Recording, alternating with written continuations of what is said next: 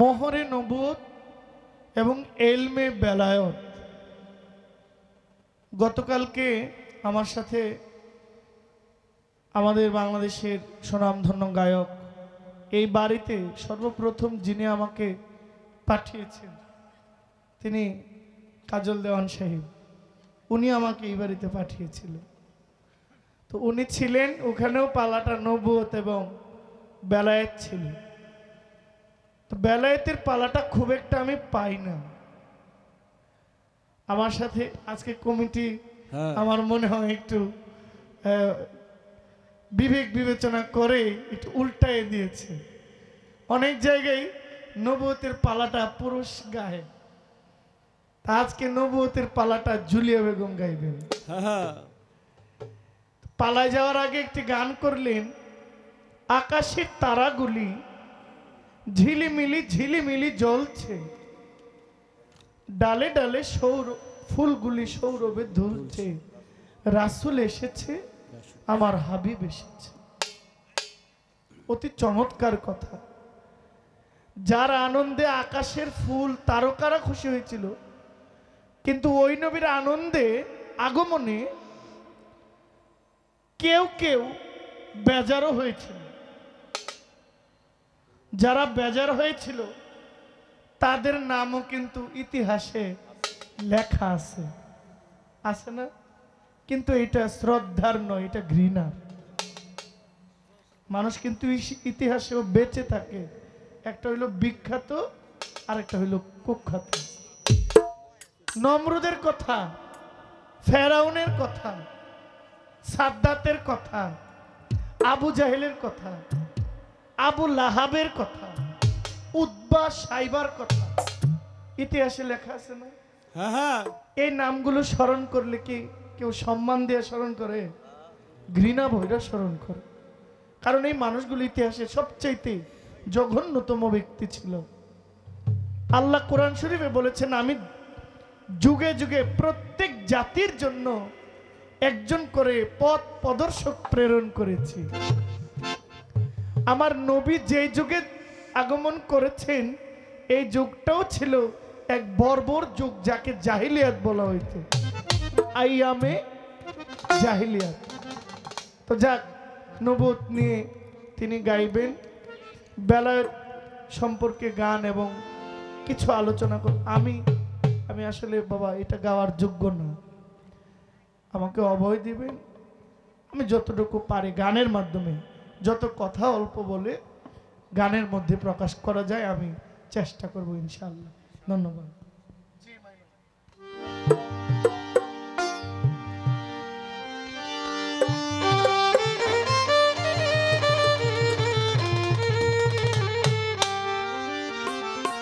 অতল জলে মানিক পাবি, অতল জলে মানিক পাবি, হইলে ডুবুরি রে তৌহিদ সাগর কঠিন পারি, রে তৌহিদ সাগর কঠিন পারি। অতল জলে মানিক পাবি, অতল জলে মানিক পাবি, হইলে ডুবুরি রে তৌহিদ সাগর কঠিন পারি, রে তৌহিদ সাগর কঠিন পারি। অথই জলে মানিক পাবি, অথই জলে মানিক পাবি, হইলে ডুবুরি রে তৌহিদ সাগর কঠিন পারি, রে তৌহিদ সাগর কঠিন পারি। যে চিনেছে জুয়ার ভাটা,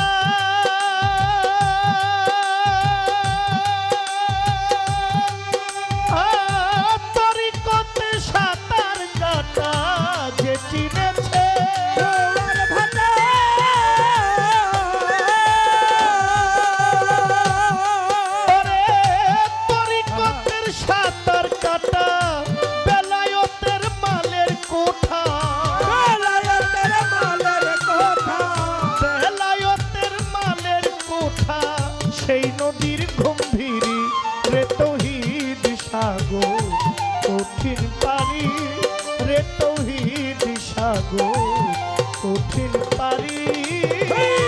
অথই জলে মানিক পাবি, অথই জলে মানিক পাবি হইলে দুবরি রহিত সাগর কঠিন পারি, রহিত সাগর কঠিন পারি। তৌহিদে ডুবিলে রে মন, ওরে পাগলা গে খুলে যাবে জ্ঞানের নয়ন। তৌহিদে ডুবিলে রে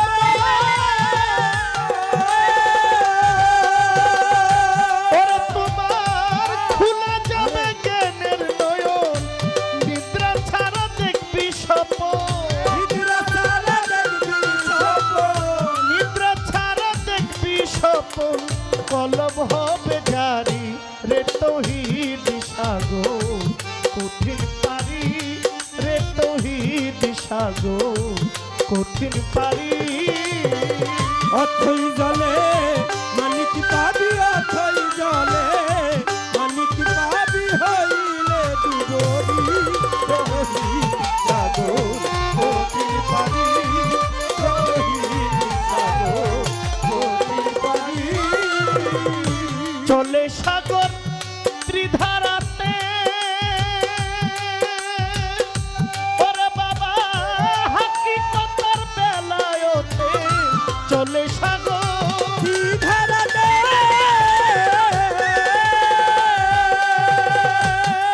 ওরে বেলায়তের নবুয়তে। প্রেমের ধরা গোপনেতে, প্রেমের ধারা গোপনে যাইতে বন্ধুর বাড়ি রে তৌহিদ সাগর কঠিন পারি, রে তৌহিদ সাগর কঠিন পারি। অথই জলে মানিক পাবি, অথই জলে মানিক পাবি হইলে দুবরি রহিত সাগর কঠিন পারি, রহিত সাগর কঠিন পারি। সাধক তার সাধনার জুড়ে,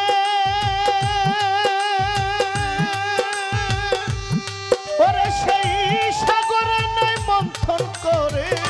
সাধক তার ভোলার জরে ওরে বাবা সাগরে নাই মন্থন করে। না সাধিলে দুইবা মরে, না সাধিলে দুইবা মরে হইলে আনারি রে তৌহিদ সাগর কঠিন পারি, রে তৌহিদ সাগর কঠিন পারি। অথই জলে মানিক পাবি, অথই জলে মানিক পাবি হইলে দুবরি রহিত সাগর কঠিন পারি, রহিত সাগর কঠিন পারি। সেই সাগরের মিষ্টি পানি আমজাদ সাজে খাইয়াছে যত খানি। ওই সাগরে মিষ্টি পানি ওরে বাবা যে খাইয়াছে যত খানি। হালিম বলে তেমনি জ্ঞানী, হালিম বলে যেমনি জ্ঞানী তেমনি তার ফকিরি রে তৌহিদ সাগর কঠিন পারি, রে তৌহিদ সাগর কঠিন পারি। অথই জলে মানিক পাবি, অথই জলে মানিক পাবি হইলে দুবরি রহিত সাগর কঠিন পারি, রহিত সাগর কঠিন পারি। যেইভাবে তে পালা দিলেন পালা মন্দ নয়।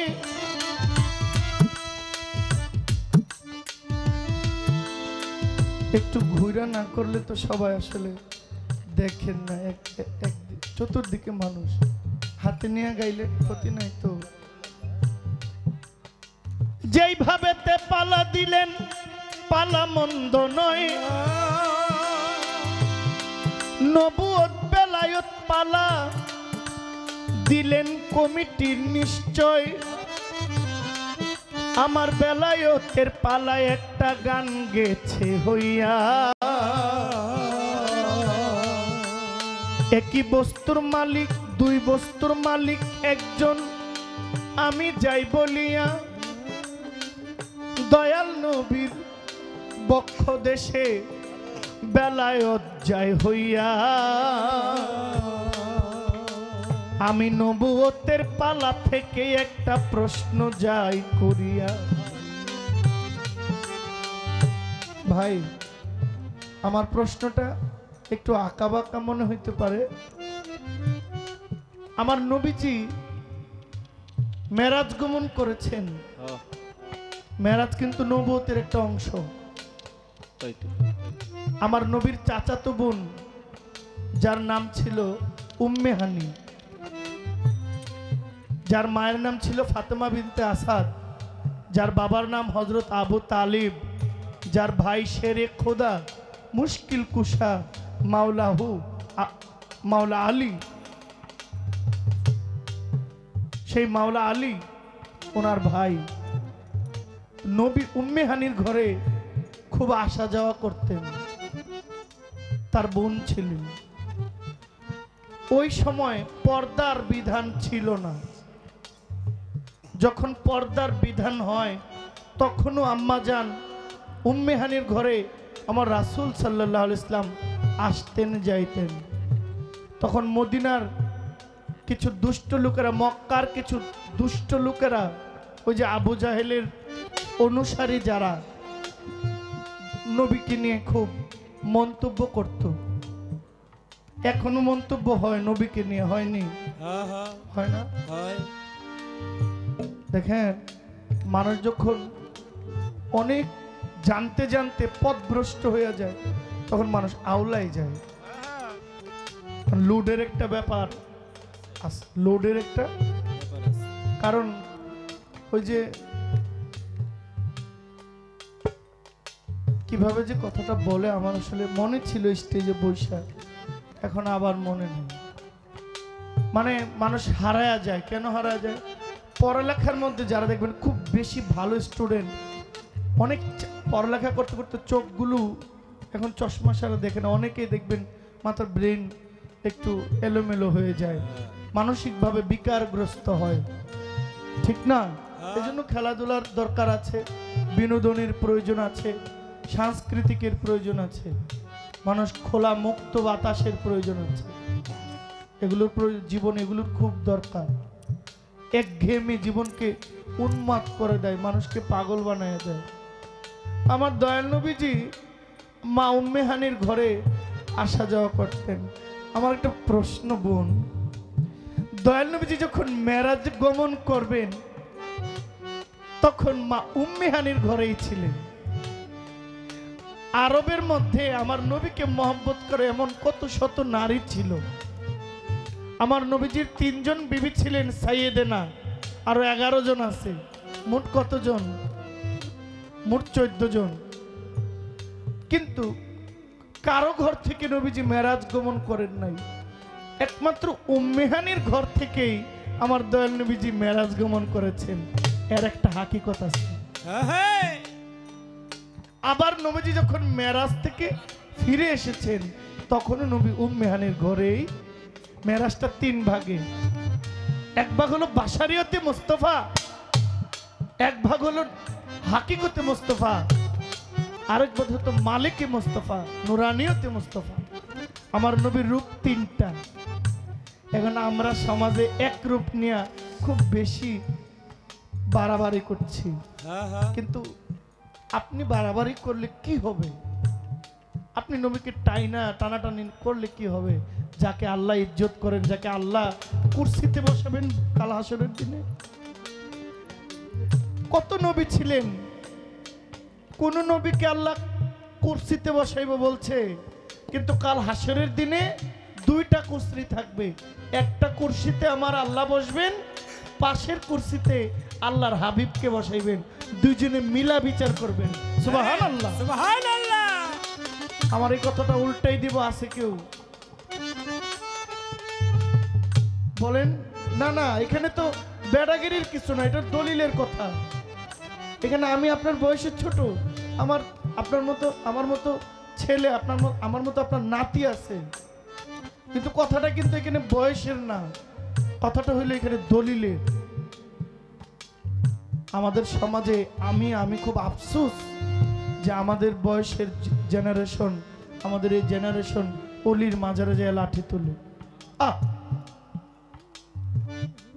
আমাদের এই বয়সের ছেলেরা মাথায় টুপি, মুখে দাড়ি, গায়ে নবীর সুন্নতি লেবাস, কত সুন্দর ইসলামিক পরিবেশনা, ইসলামিক পোশাক।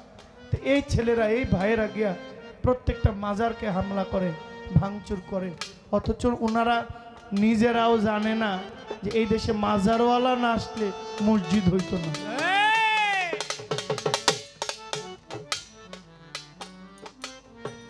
এটাও চ্যালেঞ্জ নিয়ে বলি। আচ্ছা, দারুল উলুম দেওবন্দ, বাবা কষ্ট হইতে বলবো নাকি, একটু বলা যাবে? দারুল উলুম দেওবন্দ যে মাদ্রাসাটা, এটা কিন্তু ভারতে। দেওবন্দ মাদ্রাসা কোথায়? উত্তরপ্রদেশ, সাহারানপুর।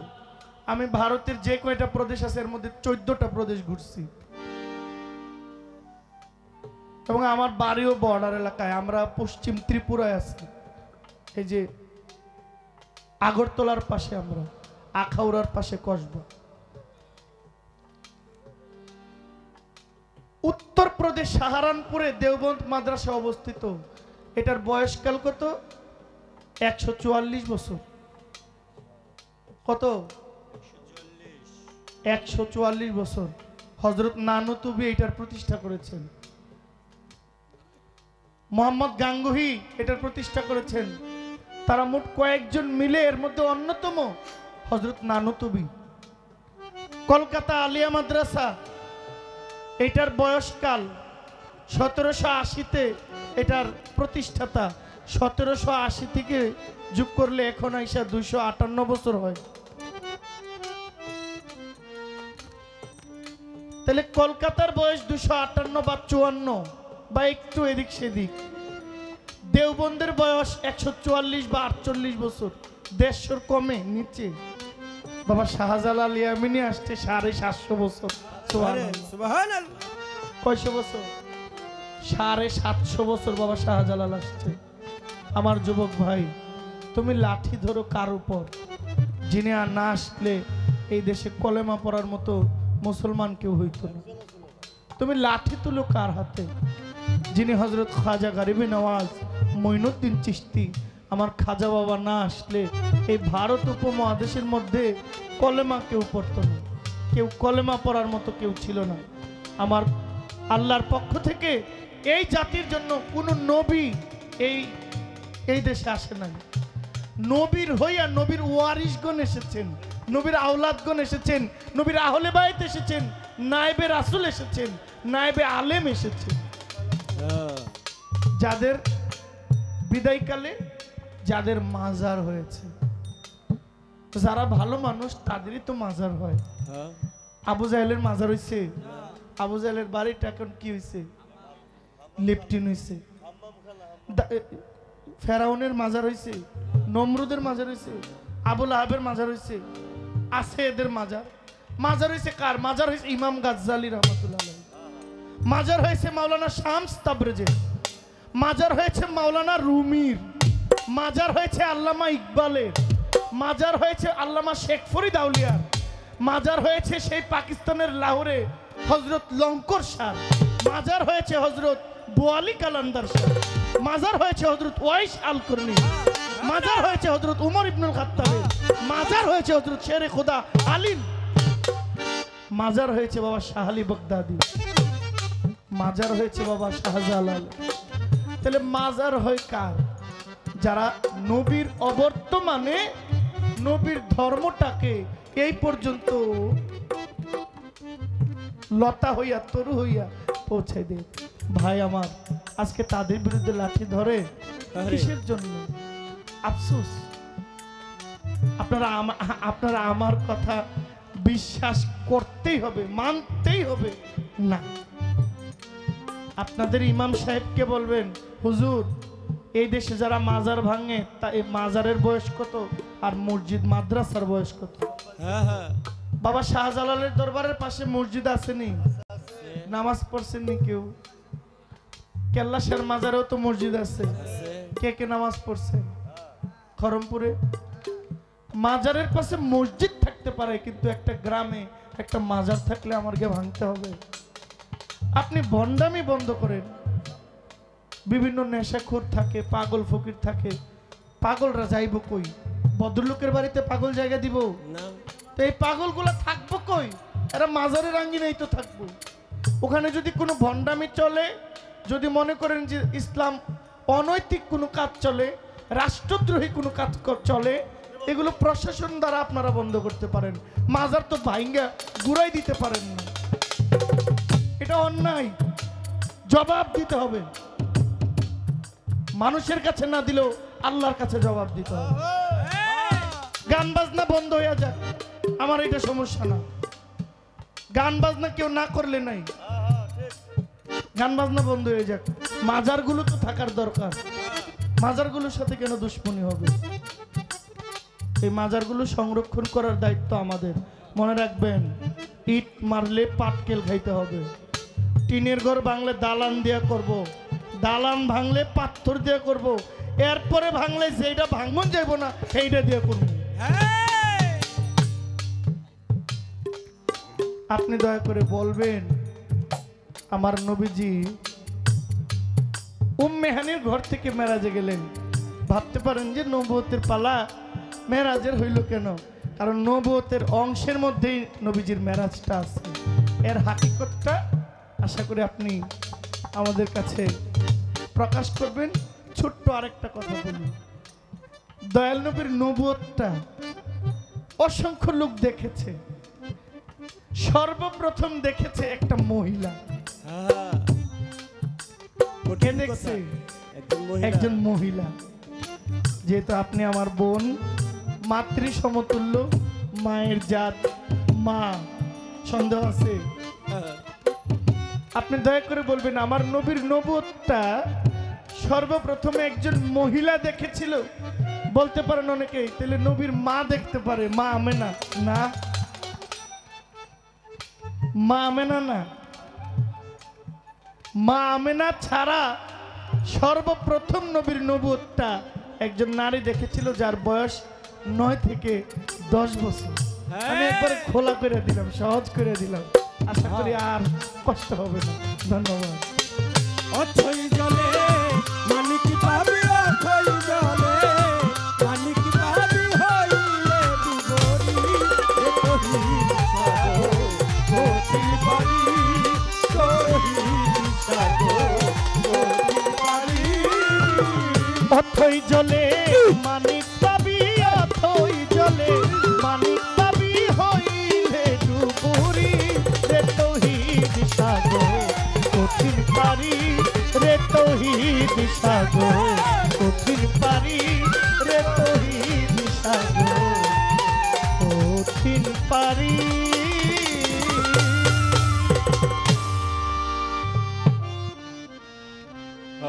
আরেকটা গান আমি করব। আমি যখন প্রথম দাঁড়িয়েছিলাম, আমি জিজ্ঞেস করেছিলাম কারো নাম আছে কিনা। আমাকে কিন্তু কোনো নাম দেওয়া হয় নাই। আজকে যিনি সভাপতি বা আসনপতি, আমাকে কোনো নামই দেওয়া হয়নি। আমি যখন দাঁড়িয়েছি খেয়াল করেছেন কিনা, আমি জিজ্ঞেস করেছি বারবার। এখন আমাকে যদি না বলে, আমি তো বাবা জানি না, আমি তো আপনাদের অতিথি, আমাকে যেটা বলবেন আমি সেটা জানি। জহির পাগলা এর আগে আসছে, তার সাথে সবার পরিচয় আছে, সে চিনে জানে, বাট আমি তো এবার প্রথম আসছি। আমি পরে পেলাম আজকের যিনি সভাপতি রফিকুল ইসলাম এবং আসনপতি প্রফেসর বাদল সাহেব, আমি ওনাদের প্রতি সালাম শ্রদ্ধা জানাচ্ছি।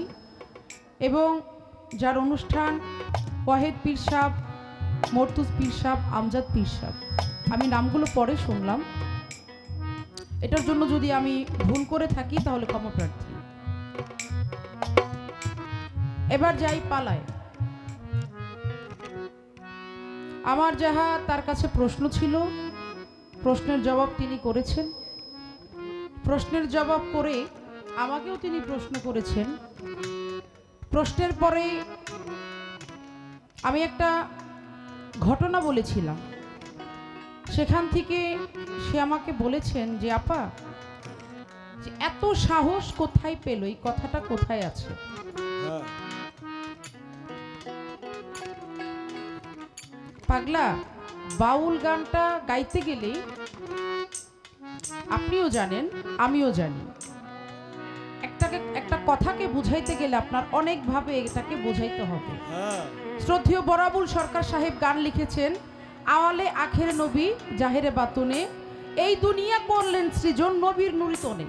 সেই গানের মধ্যে একটা অন্তরার মধ্যে আছে যে গানটা অনেক বড়, সেখানে অন্তরায় আছে যে মা ফাতেমা সেখানে ঠাট্টা করেছিলেন। জিব্রাইল আলাইহিস সালাম যে বলেছেন, এটা রচনা করেছেন যিনি, যে উপহাস করেছেন, ঠাট্টা করেছিলেন। আপনি বলেছেন সে পাক পঞ্জাতনের একটা অংশ, তাহলে জিব্রাইল কি করে তাকে মা ফাতেমা কি করে তাকে উপহাস করবে, বা সে মা ফাতেমাকে এই কথা বলবে যে সে এত বড় সাহস এই কথা বলেছে? আপনি আমার কথার মধ্যে খেয়াল করেছেন কি না, আমার হুজুর পাক কিন্তু পরে তাকে বিষয়টা বুঝিয়েছে যে মা ফাতেমা তোমারও বড়, হ্যাঁ সে বলতে পারে। আমি কিন্তু ঘটনাটা বলে গিয়েছি, তারপরে আপনি এখান থেকে আমাকে কথা ধরেছেন। যাক, আমি বুঝাইলাম বিষয়টা, আপনি হয়তোবা বুঝেছেন বা এখন আপনি বুঝলেন। দ্বিতীয়ত, উনি বেলায়েতের পক্ষ নিয়ে আজকে গান করতেছে, চমৎকার। আমার কথা না, আপনি যেটা বলেছেন আমি সেই কথাটাকেই রিপিট করছি,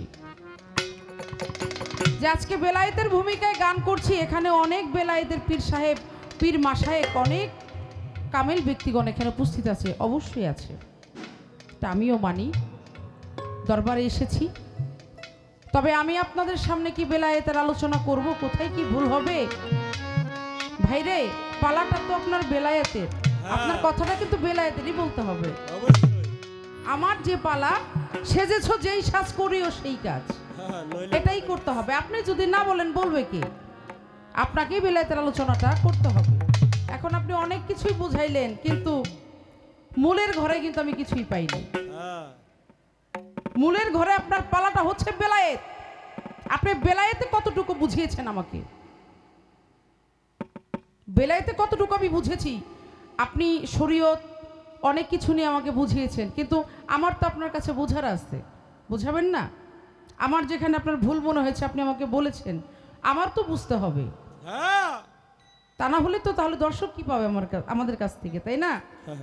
আচ্ছা, যাই হোক। এবং আমি পড়েছি আরেকটা বিপদে, সেটা হইল উনি একটা প্রথম গান করেছেন, তৌহিদ সাগর কঠিন পারি, অথই জলে মানিক পাবি, হইলে ডুবুরি। গানটা করেছেন না? করেছেন। উনি যখন গানটা করেছে, আমি ওখান থেকেই পালাটা চিন্তা করতেছি গাইব, হ্যাঁ কিন্তু পরের মঞ্চে তিনি গান রাখলেন, বেলায়েতে ইনসান জানার মতো কইরা যান, জানা পীরের কাছে যান গা মোহাব্বতের বাজারে, আপন ঘরে বৈশা যদি চিনিতে চাও মাওলারে। হ্যাঁ আচ্ছা, বিষয়টা হয়েছে কি, ওই যে ভার্সিটিতে যাওয়ার পরে যদি আমি প্রাইমারি স্কুলে আসার জন্য কাউকে বলি, এটা কি মানাবে? হ্যাঁ, না বিষয়টা এরকম হইল না। আপনি যেখান থেকে শুরু করছিলেন ওখানেই থাকতেন, কারণ আমি তো বিপদে পড়ে গেছি, কোত্থেকে কি করব। কারণ আপনি প্রথমে একটু গভীরে চলে গেলেন, আবার আপনি প্রথমে থেকে এসে আমাকে আবার ইনভাইট করতেছেন, বিষয়টা একটু ভিন্ন হয়ে গেল না? হ্যাঁ কেমন জানি হয়ে গেল, আগেরটা পরে পরেরটা আগে হয়ে গেল না বিষয়টা? যাই হোক, আমি আমার নবুয়তের পালা থেকে, আমি আমার ধারা থেকে একটি গান রাখি, এবং তার গানের মধ্যে কিছু কথা ছিল, আমি চেষ্টা করব বলার জন্য। আর আমার কাছে যে প্রশ্ন তিনি রেখেছেন, আমি অবশ্যই প্রশ্নের জবাব করবো, আগে একটা গান গাই।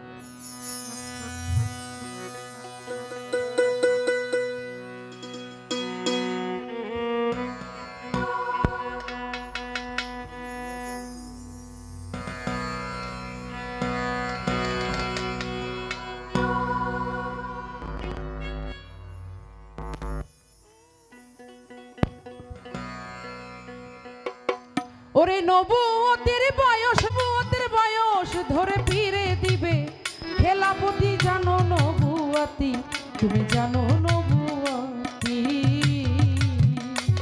ওরে নবুয়তের বয়স ধরে, নবুয়তের বয়স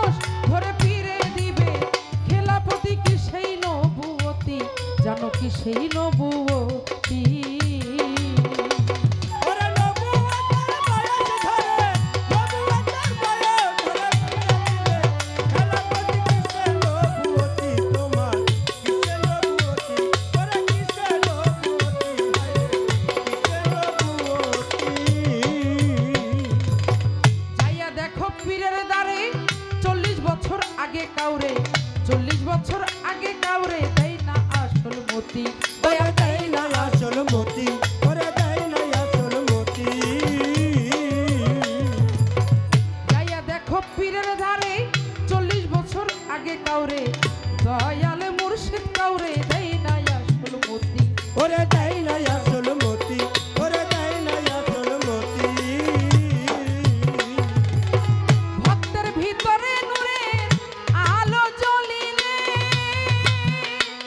ভোলা মন মন রে আমার, ভক্তের ভিতরে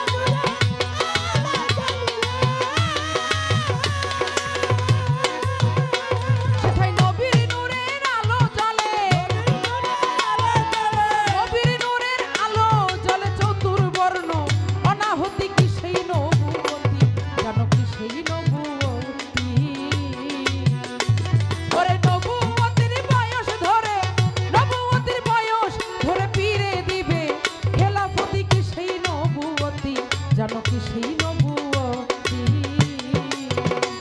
ওরে নবুয়তের বয়স ধরে, নবুয়তের বয়স ধরে ফিরে দিবে খেলাপতি কিসের নবুয়তি, কিসের নবুয়তি, ওরে কিসের নবুয়তি, কিসের নবুয়তি। বেলায়েতের পীর আউলিয়া নবুয়তি বাতাস পাইয়া, কেউ তো হবিল পাইয়া ধ্যান করে মারফতি। ওরে ধ্যান করে মারফতি, ওরে ধ্যান করে মারফতি। বেলায়েতে পীর আউলিয়া নবুয়তি বাতাস পাইয়া, কেউ তো হবিল পাইয়া ধ্যান করে মারফতি। ওরে ধ্যান করে মারফতি, ওরে ধ্যান করে মারফতি। ভবরঙে ফুল ফুটেছে নবীর নূরে জ্যোতি, ভোলা মন মন রে আমার,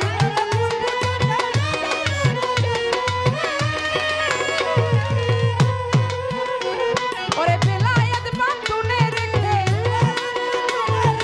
বেলায়েত বাতুনে রেখে নবুয়ত জাহেরাতি কি সেই নবুয়ত, জানো কি সেই নবুয়ত।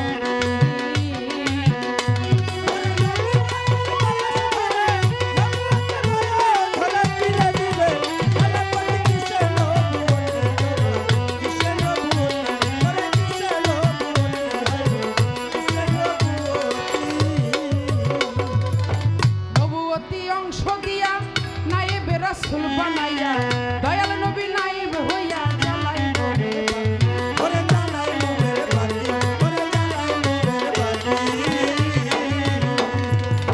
নবুয়তির অংশ দিয়া নায়েবে রাসূল বানাইয়া, দয়াল নবী নায়েব হইয়া জ্বালাই নবী।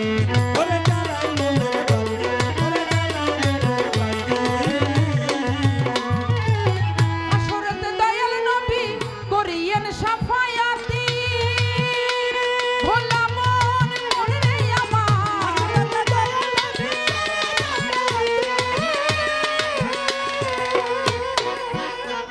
ওরে হাসানে কই দয়াল নবী, হাসানে কই দয়াল নবী তারাইবেন সব উম্মতি কি সেই নবুয়তি, জানো কি সেই নবুয়তি।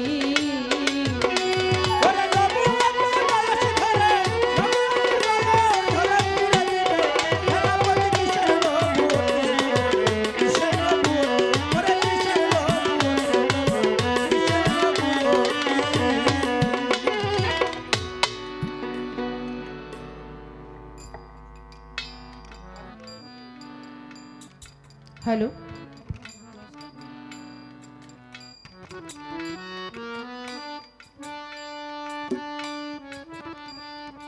আমার কাছে তার প্রশ্ন, আমার রাসূল পাকের এই নবুয়তি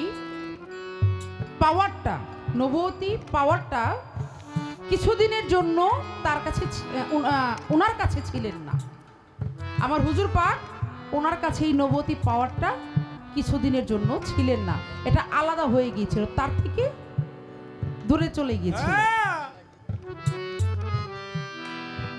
এটার কারণ কি? আমার রাসূল সাল্লাল্লাহু আলাইহি সাল্লাম এক লোকের সাথে কথা বলতে গিয়ে, আমি সংক্ষিপ্তভাবে জবাব দিচ্ছি, লোকের সাথে কথা বলতে গিয়ে ইনশাল্লাহ ইনশাল্লাহ না বলার কারণে কিছুদিন তার এই যে নবতী পাওয়ারটা এটা তার কাছে ছিল না। কোনো কোনো কিতাব প্রমাণ করে সেটা 17 দিন তার কাছে সেই পাওয়ারটা ছিলেন না, কারণ ইনশাল্লাহ না বলাতে এই ঘটনাটা ঘটেছিলেন। আমি সংক্ষিপ্তভাবে জবাবটা দিলাম। এবার আপনার কাছে আমার ছোট্ট করে প্রশ্ন থাকবে যে ভাই আপনি যে বেলায়েত করেন, এই বেলায়েতের কিন্তু একটা মার্কা আছে, কি বাবা আছে না? যেমন এটা আপনিই বলবেন আপনার কথা, আমি জানতে চাই আপনার কাছে এই বেলায়েতের মার্কাটা কি, কিভাবে চিনতে পারবো? আপনি একটু মার্কাটা দেখাবেন যে এইটা হচ্ছে আমার বেলায়েতের মার্কা, এটা দেখলে বোঝা যাবে। কি নির্বাচন আসলে যখন কেউ নির্বাচন করে, অমুকের আনারস আছে না, অমুকের ছাতা মার্কা, এই মার্কাটা দেখলে বুঝে যে এটা কে কোন প্রার্থী।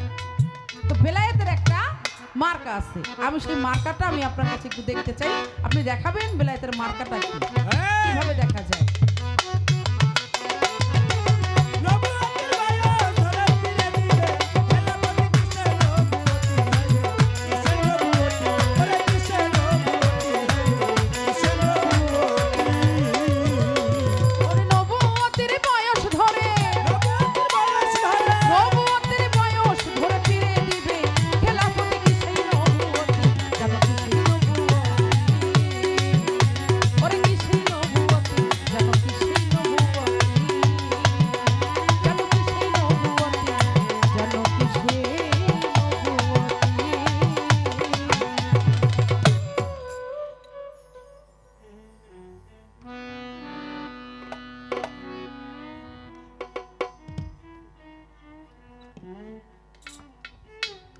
এখন দেখতে দেখতে তো প্রায় অনেক রাত্রই হয়েছে,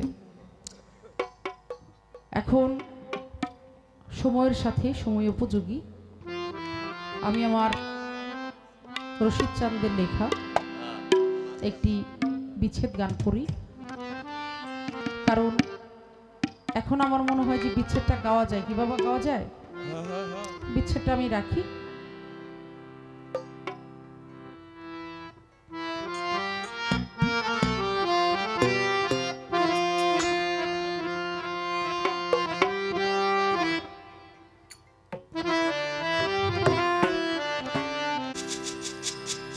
আমি বক্ষ ভরা ব্যথা লইয়া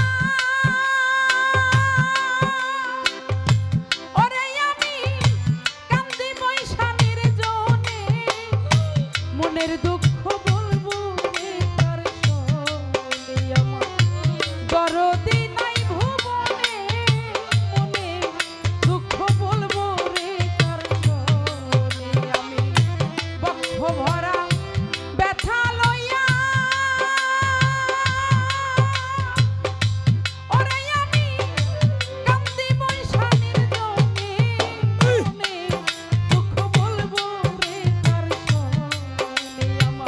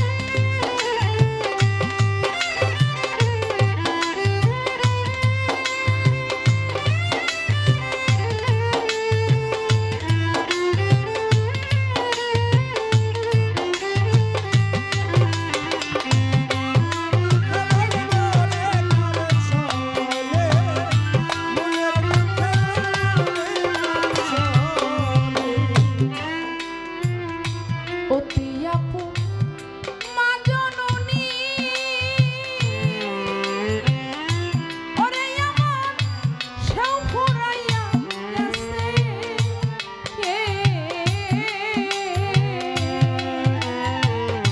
বক্ষ ভরা ব্যথা লইয়া বলতাম মা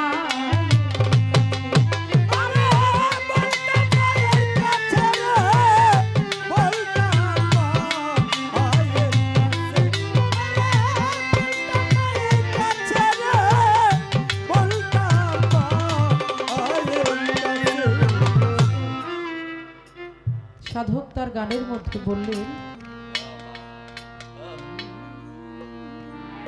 আমি ব্যথার বিচার যারে দিব আমারে সেও তো ব্যথা দিছে, আমি যেই ডালের ভরসা করি আমার সেও ডাল ভাঙা গেছে। এই পৃথিবীতে আপনি যখন কোনো কষ্ট পাবেন আপনার দুইটা জায়গা আছে, একটা হচ্ছে গর্ভধারিণী মা, আরেকটা হচ্ছে জন্মদাতা বাবা, আরেকজন হচ্ছে যার যার মুর্শিদ, যার যার দয়া। এই পৃথিবীতে আপনাকে যেই ভালোবাসো, যে আপনার কাছে আসো, সেখানে কোনো না কোনো স্বার্থ থাকে। আপনার মা বাবা, আপনার প্রিয় মুর্শিদ যার কাছে আপনার জীবন যৌবন অর্পণ করে দিয়েছেন, সেখানে সেই ভালোবাসার মধ্যে কখনো কোনো স্বার্থ থাকে না, কোনো ভাগ থাকে না, নিঃস্বার্থ ভালোবাসা সেখানে থাকে। আপনার ভিতরে কষ্ট আপনি আপনার মায়ের কাছে গিয়ে বলবেন, আপনার বাবা থাকলে বাবার কাছে গিয়ে বলবেন, কিন্তু আপনার সেই বলার জায়গাটাই যদি না থাকে, আপনার সেই মা জননী, সেই মা দুঃখিনী যদি না থাকে, আপনার বাবা যদি না থাকে, আপনি কার কাছে বলবেন? আপনার মুর্শিদের কাছে বলবেন। আপনার মুর্শিদ যদি আপনার কাছে না থাকে, আপনার সঙ্গে আছে কিন্তু আপনি চর্ম চোখে তাকে দেখতে পাচ্ছেন না। পৃথিবীতে যার সেই দরদি মা এবং বাবা এবং যার যার গুরু, সেই ভালোবাসার মহব্বতের মানুষগুলো কাছে নাই, সেই দুঃখী মানুষটা বুঝে যে মনের একটু দুঃখ বলার জন্য তার এতটুকু জায়গাও নাই, সে কার কাছে বলবে? যেখানেই বলবে হয়তো সুযোগ পেলে সে আপনাকে সেটা আবার ঘুরাই দিবে।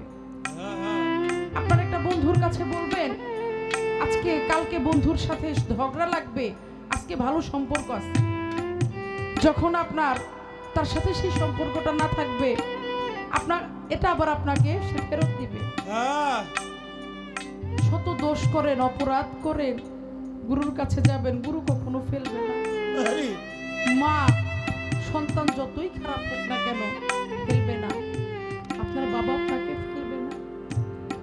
তাই পৃথিবীতে যার মা বাবা আছে তার মতো সুখী মানুষ নাই, যে দিন শেষে একটা মুহূর্তের জন্য হইলেও তার দুঃখটা সেখানে যে সে বলতে পারে।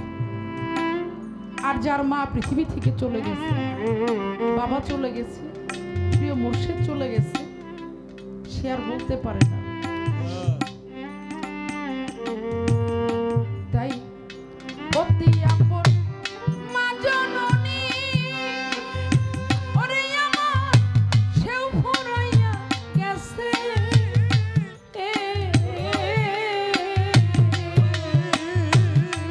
আমি বক্ষ ভরা ব্যথা লইয়া বলতাম মা।